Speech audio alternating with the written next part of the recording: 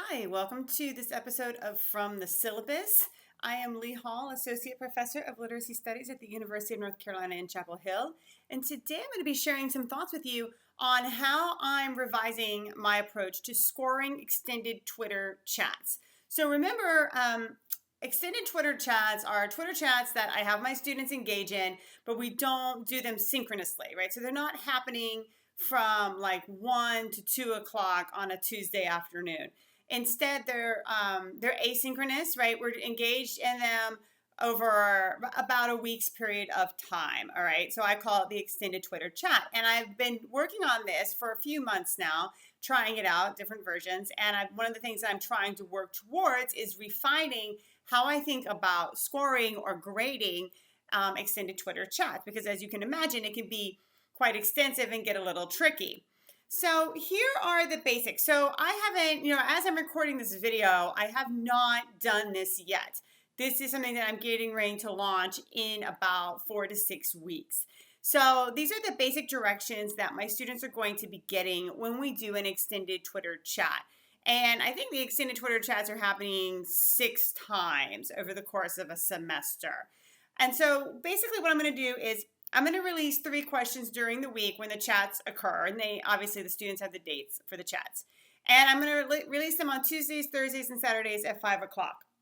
So for this class, we meet on Tuesdays from 5 o'clock to 7:50, but it's a hybrid class, which means that we meet 50% face-to-face and 50% we have some online things that we're doing. And so that's why Tuesday is the start date, okay? And that's why 5 p.m. is the start time. I use that, right, to anchor us.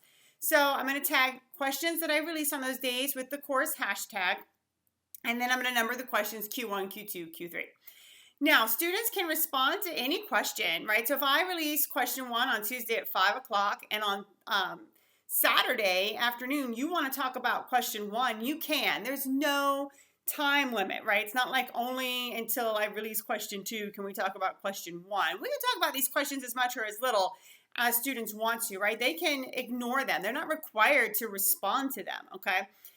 They're simply used to facilitate the discussion, and there's suggestions for what to talk about to sort of help get students going. But, like I said, not required to answer. And I do ask that when they respond to a question that I've done, that they start the tweet with A1 or A2. I'm not really sure if that's necessary, but we'll find out. And then, of course, all responses have to be posted under the course hashtag. And they can use any other hashtag that they wish. They can tag anybody that they want, but they got to use the course hashtag. I mean, that's how we see, what's going on, what's happening. Okay, so here are some things to just keep in mind about the directions. I'm inserting questions into the conversation just to help move things along, to give people ideas so people don't get stuck. It's not a requirement. I'm not going through and checking off, did you respond to question 1? And how many tweets do you have about question 1? Or did you, find resources or retweet things that are related to question 1? I'm not doing that. And I don't recommend that anybody does that, because I think you'll end up hating this, okay? You'll hate it as a teacher because you'll have to do way too much counting and quantifying. And your students will hate it because they're going to have to just pay way too much attention to, how many responses have I given to question 1? What are the requirements? And that's not what we want. We want a sustained discussion, but I want to make sure that my students have something that they can draw on if they feel stuck. And that's what the questions are for. You can automate your tweets using Twuffer. So it doesn't matter if you're available on Saturday at 5 p.m. You can go into Twuffer now, right? Like I could go in there right now, like 3 months in advance or whatever, and schedule it to release at that date at that time. You'll notice, right, I don't tell students in the directions how often they should tweet, but you're going to see I give them some basic ideas in terms of how to think about it. All right, so here's how I think about scoring the chats. And you're going to notice this is not about quantifying participation. And you're going to notice that I put a lot back on the students to demonstrate. These are the exact directions that they are given. So I asked them to articulate how well they are participating in the Twitter chats. Notice I say articulate how well you participated. I don't tell them what that has to look like, right? So they have to figure out how they're going to show me their understanding of how they participated.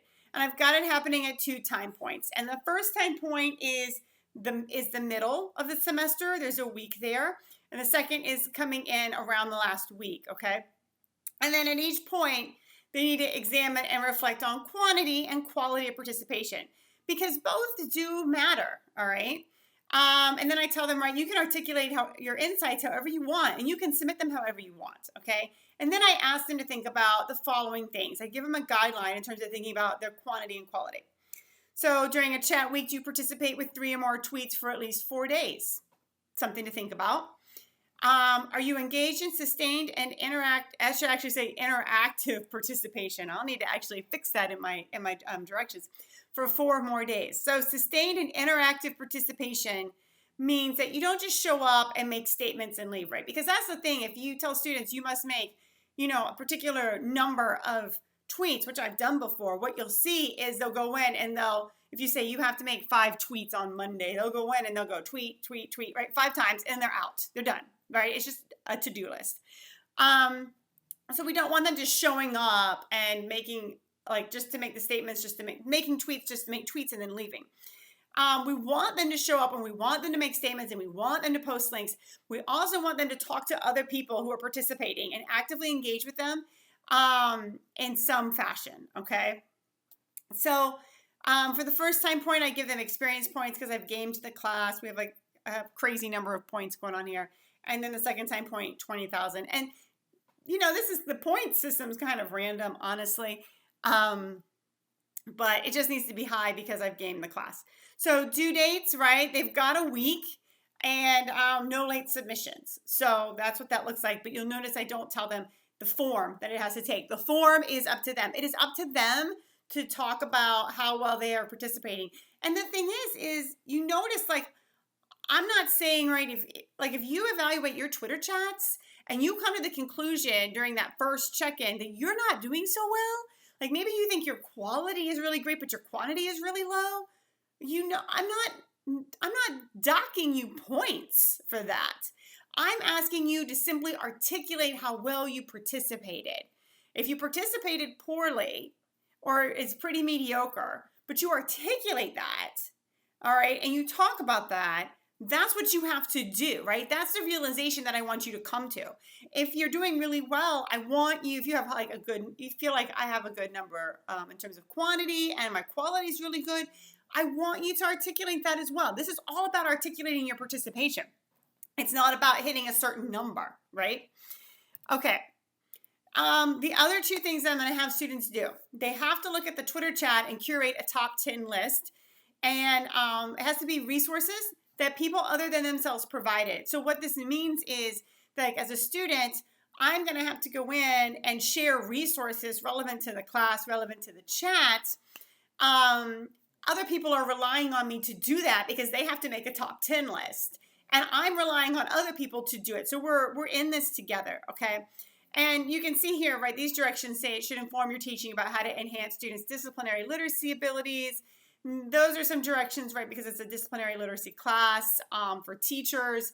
So, some of these directions, of course, wouldn't apply to you, but the idea here is, right, that they have to curate a top 10 list that's relevant to the purpose of the class. And they can share them however they want to share them, right? Again, I'm not telling them, right? They could do Pinterest. They could make a top 10, just a standard top 10 list with some, it doesn't matter, right? But I'm not going to tell them how to do it. They have to figure that out on their own. And then at the end, demonstrate how your thinking has shifted as a result of your experience with the Twitter chats. Demonstrate that however you want, okay? And submit it anytime during that last week. Now, you'll notice these top 10 lists and how your thinking has shifted. They're coming at the end of the semester, but of course they're getting these directions up front so they can be building a top 10 list throughout the semester. It doesn't matter, but I'm not going to take it until that last week because I'm not going to accept a top 10 list in the 5th week of the semester when we're maybe a third of the way through because there's lots more stuff to come, okay? So this is something that yeah, technically you could do it early and set it aside, but I'm not going to take it to the last week because the idea is that you're going to be thinking about this throughout the semester. All right, so some final thoughts here. I'm looking forward to actually putting this in action and sharing how it goes. You notice that, right, how students demonstrate what they're doing, what they're learning is really loose. I tell them, here's what I want you to show me, here's what I want you to articulate, and how you do that, the form is up to you. I'm really curious to see what they do, right? That was an intentional move on my part. I've really moved away from thinking about the quantity of tweets per person. That's not even mentioned, right? I do sort of say, like, do you tweet, what did I think, like 3 or 4 times a day, 4 days a week or something out of a period of 7 days. I try to help them think about it a little bit, but I don't get caught up in that. The bulk of the directions, that quantity is mentioned one time, right? I do want my students to think about the participation. I do want them to demonstrate what they've learned from their participation, which includes reading the tweets that others have written. I want them to be more hung up on that, right? What am I doing here? How well am I participating? What am I getting out of it? Than, oh my God, I have 8 tweets and I need 12. That's what I want. That's the quantification is what I want to move away from. And while I do try to give guidelines, I try to do it in such a way that I'm not overly prescriptive, that I am allowing for some creativity and some freedom, and for students to do things that, like, I would never think of, right, that are going to be better than anything I would have dreamed up of. So I try to give them some boundaries, some structure to work within, but I try to not make it too tight and too restrictive. All right, so please feel free to contact me with any questions that you have, leahall39@gmail.com. And feel free to check out my blog where I talk about issues related to teaching in higher ed, leahall.wordpress.com. And I am looking forward to coming back in a few months and sharing an update as far as how this extended Twitter chat is going.